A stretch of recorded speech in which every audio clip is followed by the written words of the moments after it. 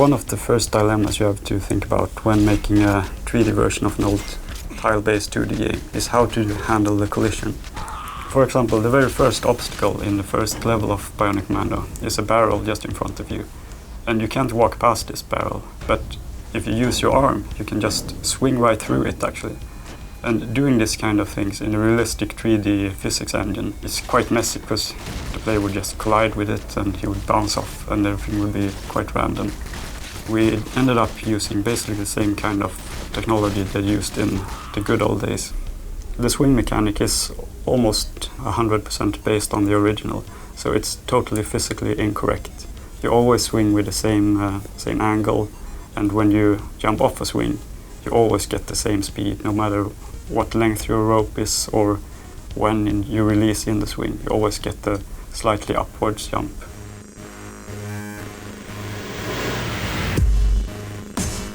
Everybody gets really excited when you talk about weapons or working on weapons for a game. It's been a lot of fun with these weapons because, again, Jakob, our concept artist and art director, designed really unique weaponry. But again, they are very low poly, so we had to keep it simple and make sure the silhouettes actually became the most important part of the game, so that each one looked uniquely different to the player while still being cool. We try to bring something fun for the players, that's for sure. The weapons in the original game, they weren't that well balanced. On area 5, which is probably like the third area that you clear, you get the rocket launcher, and then you use that for the rest of the game, except for the areas where you have to use another weapon. You can only bring one weapon into an area, and then you're stuck with that weapon. So we wanted to balance that out, make all the weapons useful in some way, always, and also encourage the player to use more, different weapons. So you bring all the weapons at all times. You have all the weapons with you. You can switch weapons at any time. Different weapons are effective against different enemies. Some weapons are, not effective at all, and then you need to switch to another type of weapon to take that enemy out.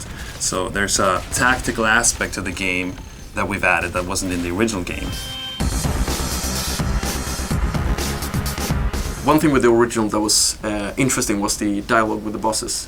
When you enter a boss room, you see this small communication between the boss and Spencer. Although he never replies. The boss says something, it's a monologue where the boss says something humiliating. That's something that we felt being really had a lot of potential that we wanted to develop into a more element that could, bring some more attitude and kind of highlight who Spencer is. And then our producer from within Capcom, Ben Judd, came with the idea that we could have some artists from within Capcom do the comic panels.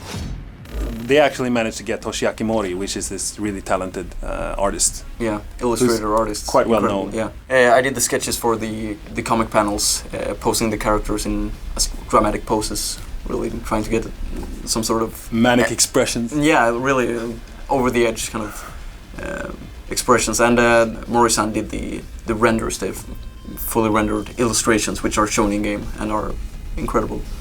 In addition to the fact that you can play the single-player campaign by yourself, you can also play it together with a friend. There's no friendly fire. There's just kind of party playing crazy, busting through the levels, shooting the enemies. The behavior of the boss has also changed so that you are required to cooperate and really work together to exploit the boss's weak spot to beat it. So we had 2 people playing cooperative. Why not add 2 more and give the players the ability to play 4 people against each other, swinging around in an enclosed arena, battling it out in deathmatch with their bionic arms and weapons. And it makes a great party game. It's a typical Bionic Commando moment when you fall down towards a pit and you throw your arm out in the last split second and catch yourself. You feel like an action hero in a movie. And we built a multiplayer mode on top of, that entire aspect of the game. Don't touch the floor is what it's called. The only thing that kills people is the bottom. You won't kill your opponents with your weapon, but you can push them around and try to make them fall over the edges of the platforms. Our love for the original game is something that we really adore the original, and to be able to work on the remake for this great game is really good. It feels like a great honor. Yeah, we had a blast making the game, and I think that really shows in Bionic Commando Rearmed. And what I feel is the most fun is that we get the chance to reintroduce the game to mankind. No, to the people that didn't play the original game and maybe, wasn't even born when the original came out. So that feels good. That feels good.